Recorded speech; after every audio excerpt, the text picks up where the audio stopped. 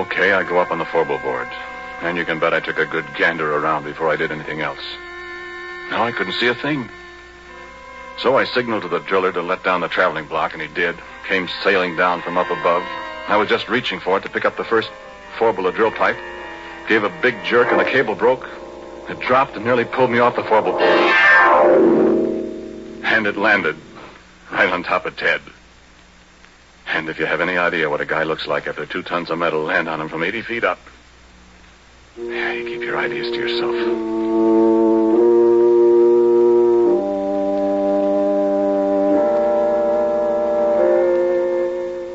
Well, that was enough. 2 accidents in a row. The whole crew quit. They wasn't going to wait for a third. And it was Ted's money that was paying off. There wasn't any more, and as far as I know, the abandoned derrick is still there. And that was 20 years ago. Oh, I forgot to tell you something.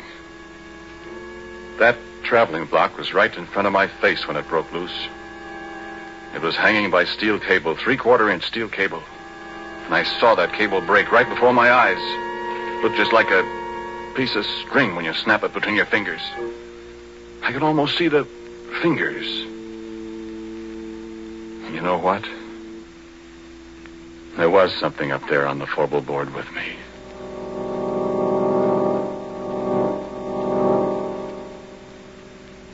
And so a couple of days later I came back. I don't know if there's anything in the world as desolate, as dismal, as dead-looking as an abandoned oil well rig.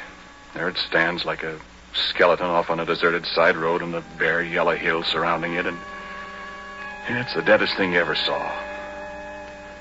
I sat in my car for a long time looking at it.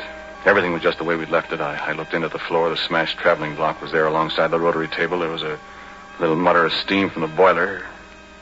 That was all.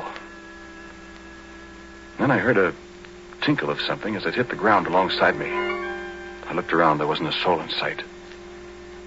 But at my feet was the gold ring that Billy Grunwald and I had found in the core of rock that came from a mile underground and from 1,000,000 years ago in time.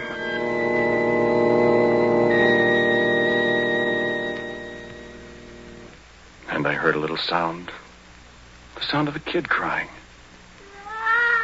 And there wasn't any kid up there.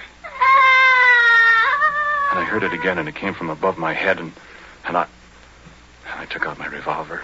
I loaded it carefully. I started up the ladder to the Fourble Board. Well, there wasn't anything up there, nothing I could see. But there was a voice crying. The voice of a little kid. And then there was a movement behind the rack of drill pipes, and I saw the pipe move, and I yelled, "Come out of there, whoever you are! Come out or I'll start shooting!" And the stand of pipe shivered, and I thought, what can it be that can handle that heavy pipe like jack straws? And then there was a crash.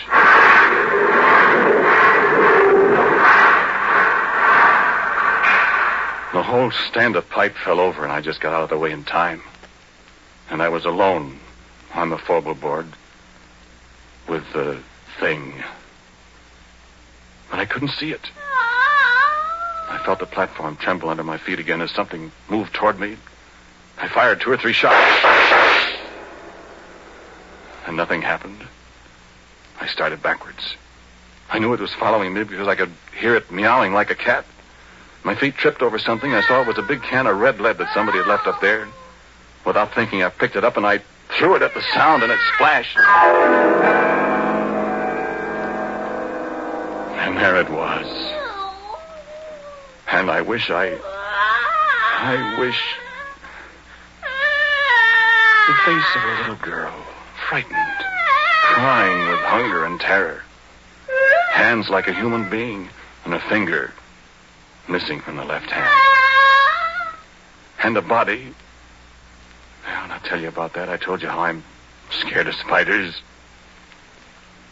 But I knew where it came from. It had come from the bowels of the earth, come riding up on the drill pipe as we yanked it out of the well.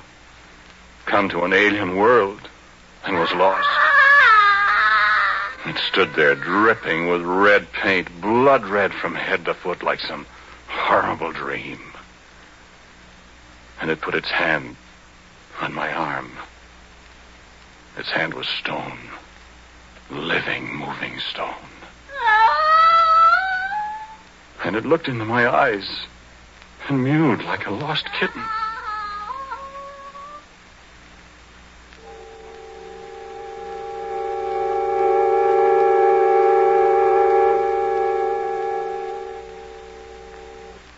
20 years ago, I discovered many things about it, what it used for food, that it was deaf, that it was invisible and couldn't see people when it was invisible, that if you sprayed it with mud or paint or grease paint, makeup, then it could see people. And believe me, I didn't want to see its body. I can see that in my nightmares. But its face, I can't help wanting to see that pathetic little girl face. I'm afraid maybe I've fallen. But it's very beautiful. And when it's well made up, it's... But making it up, rubbing grease paint on a stone face that looks at you and smiles, and it makes sounds like a lost kitten yet. I can disguise the body in long dresses. She can't hear very well, and when she's hungry, I have to stay out of her way. I found out what she likes to eat, remember? No, sit still. Sit still, do. Sit still or I'll have to shoot you. I want you to meet my wife. Or rather, my wife wants to meet you. Mike. Mike. There she is.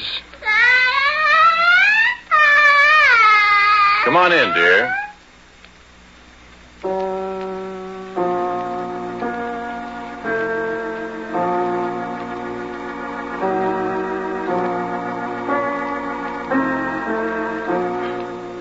The title of tonight's Quiet Please story is The Thing on the Fourble Board. It was written and directed by Wyllis Cooper and featured Ernest Chappell. And Dan Sutter played Billy Grunwald. Pat O'Malley was Ted. And Cecil Roy was also a member of the cast. As usual, music for Quiet Please is played by Albert Berman. Sound by our good friend Albert April.